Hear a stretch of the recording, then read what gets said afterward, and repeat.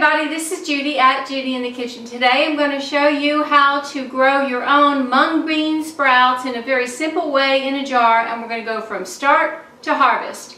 This is not a hard process at all. You do need a mason jar. This is a 1-quart mason jar, and you need a sprouting lid or a piece of cheesecloth and a rubber band, something like this.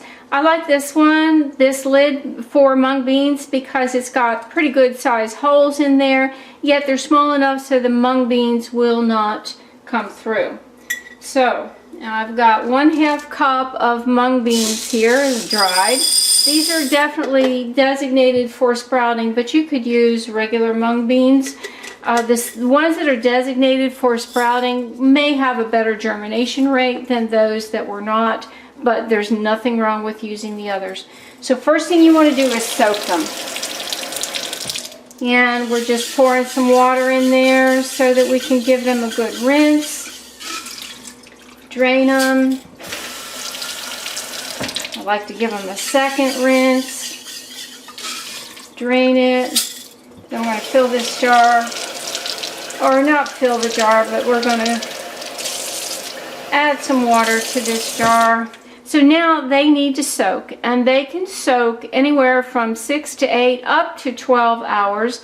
It is morning here, so I'll touch base with you again before this day is out, and we're going to just allow these to soak on the kitchen counter, not in sunlight, just out of the way. We're still on day 1, and our mung beans have soaked for roughly 9 hours. So we're going to drain them. And then we're going to give them another quick rinse.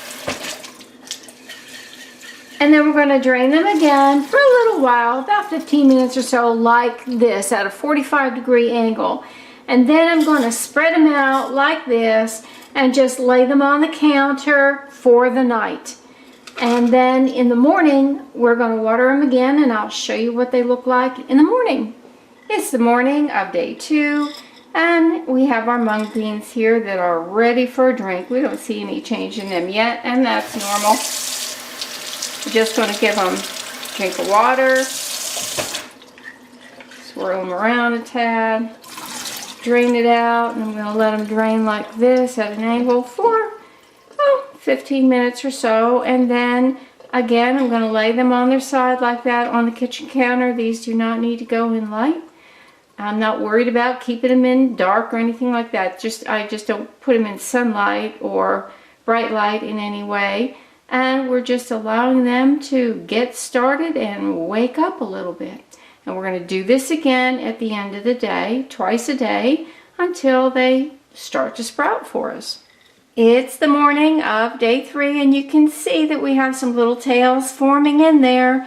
We're going to continue to rinse them and drain them 2 to 3 times a day, and we're going to do this for a while until they are as sprouted as long as we want them to sprout.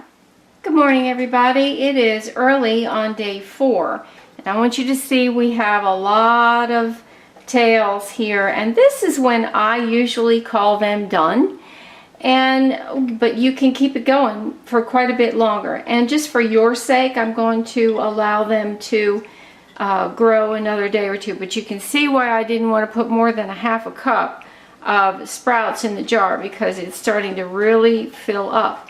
And I'm still going to water them twice a day and just allow them to sit on the kitchen counter just like this after they've drained, and we'll just let them grow a little bit more.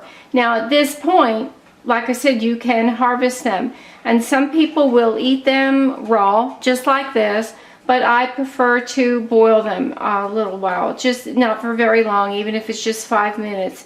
That's just my personal preference. I think they're easier to digest, but you could go ahead and call it quits right here if you want.